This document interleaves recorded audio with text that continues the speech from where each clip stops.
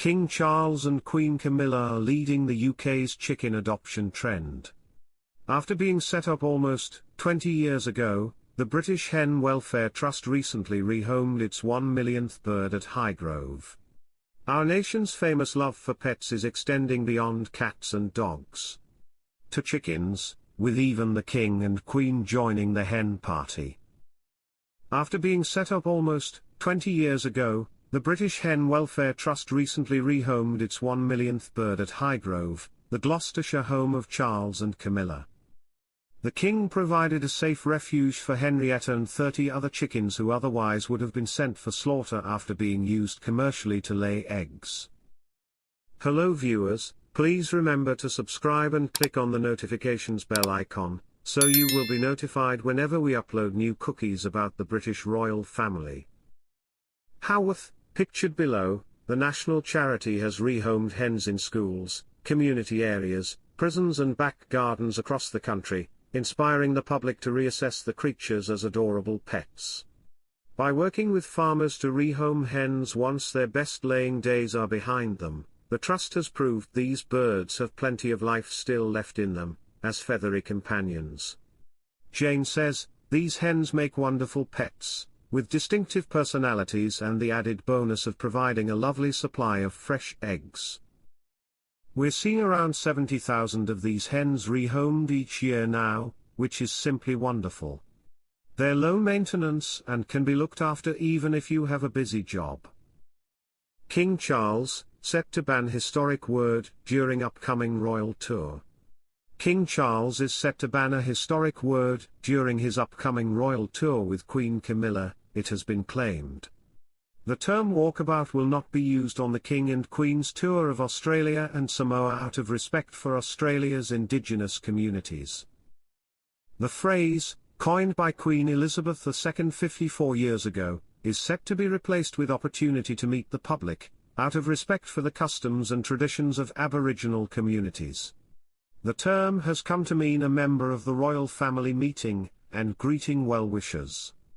However, it is used in Aboriginal culture when a person travels on foot into the bush in times of ritual, meditation, change, grief or coming of age.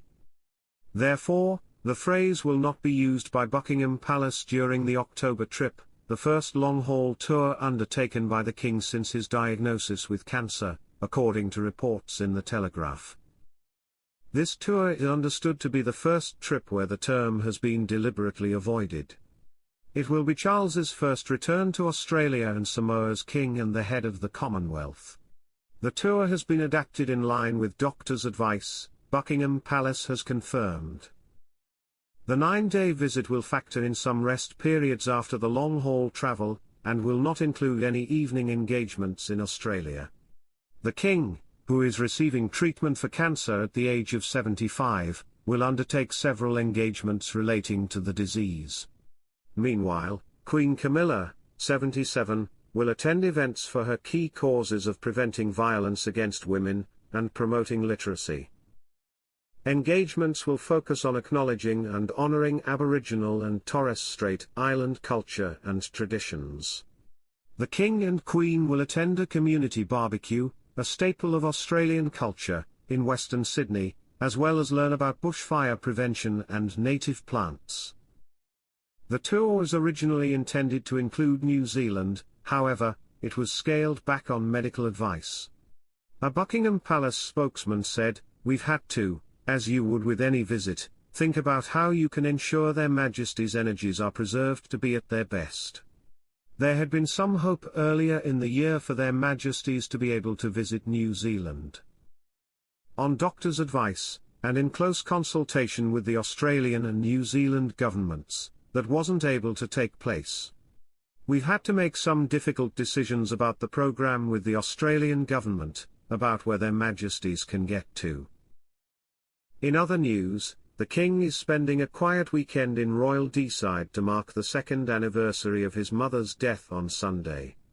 Queen Elizabeth passed away at Balmoral on September 8, 2022.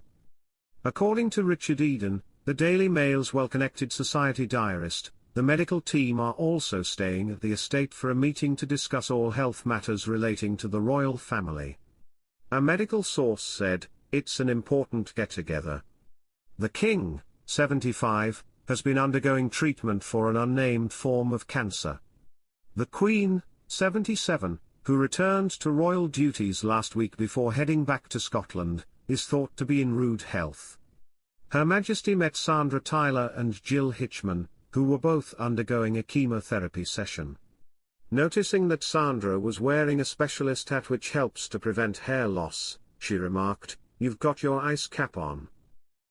Camilla also engaged in a light-hearted exchange with Paul Holdway, a 55-year-old nurse and patient undergoing a stem cell transplant to treat his blood cancer. Earlier this year, an insider shared a similar sentiment with the Daily Mail. Charles values family above everything, they said, and whatever the course of his relationship with his son, he would never be content with just seeing his grandchildren on the odd video call. The monarch was reportedly keener than ever to make up for lost time with the grandkids he's only met a handful of times. And yet, it's been 3 months since those remarks were made, and the king has still not made a move to impart his wisdom on 2 of his 5 grandkids. Sadly, we won't be holding our breath for it to happen any time soon. Charles announced in February that he was diagnosed with an undisclosed form of cancer. It was reported earlier this month that he's since halted treatment. According to royal expert Rebecca English via the Daily Mail, Charles' doctors were reportedly happy to briefly pause treatment for the duration of his visit to Australia and Samoa. King Charles could use this Prince Andrew lease loophole to evict him from Royal Lodge as deadline set. Prince Andrew, 64, has been given a deadline to prove he has the funds to refurbish Royal Lodge, with King Charles making a significant security decision on the property. Prince Andrew is facing an end-of-the-year deadline to either prove he can afford to live in Royal Lodge or be evicted, as King Charles is set to make a final move in the battle between the brothers. The Duke of York is currently embroiled in an ongoing row with the Crown Estate over his current living arrangements. The monarch is set to lean on lease requirements which demand regular maintenance of the property, which will cost over £1 million. Andrew may struggle to pay for this due to not being a working royal, but he does have mysterious business interests which he may be able to count on.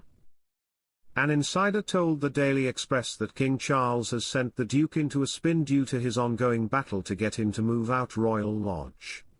This includes cutting off his private funding for the estate and axing his 10-man security team, which will depart later on this month. The source said, Andrew has been asked to prove that he has the financial resources in place to conduct the necessary repairs to Royal Lodge. Thanks for watching. Please don't forget to like this video and drop comments, and most importantly don't forget to subscribe and hit the notification bell so you don't miss anything.